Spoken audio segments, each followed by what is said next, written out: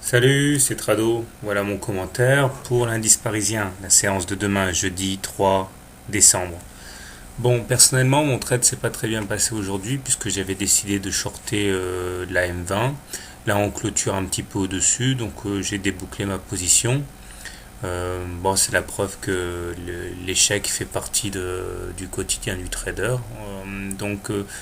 Ce que m'inspire a priori la situation actuelle, c'est que nous sommes sans tendance, effectivement. Nous sommes au-dessus donc de la M20, mais cette M20 est plate, voire même décroissante, légèrement.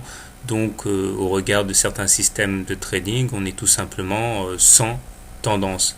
À partir de là, prendre position relève vraiment du hasard absolu. Surtout que graphiquement, j'ai décidé de mettre un grand coup de pied dans la fourmilière pour tout remettre à plat. J'ai donc requalifié la fourchette d'Andrews jaune en fourchette rose, ce qui permet de fixer un objectif clair puisque le ralliement de la médiane de cette fourchette rose nous donnerait pour objectif les 3860 par là. Mais en attendant, il faudra s'affranchir d'un biseau mauve dont le haut risque d'être percuté sans doute dans les prochains jours, voire peut-être même demain si nous bénéficions d'une impulsion haussière avec un bon news flow. On verra.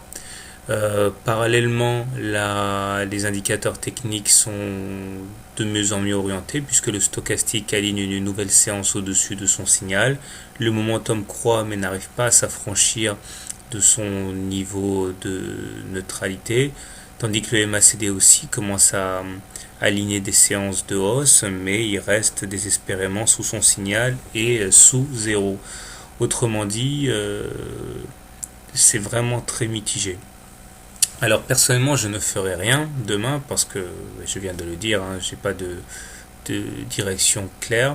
Mais si vous voulez shorter l'indice parisien, je pense que le plus sage à faire est de shorter au plus près du haut du biseau mauve avec un stop loss en cas de clôture au-dessus de la résistance de 3870.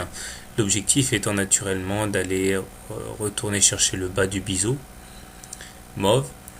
À l'inverse, si vous voulez plutôt entrer long sur l'indice parisien, on peut éventuellement envisager de rentrer long au plus près de la M20 et en mettant un stop loss en cas de clôture sous la M20, ce qui mettrait du plomb dans l'air au scénario haussier.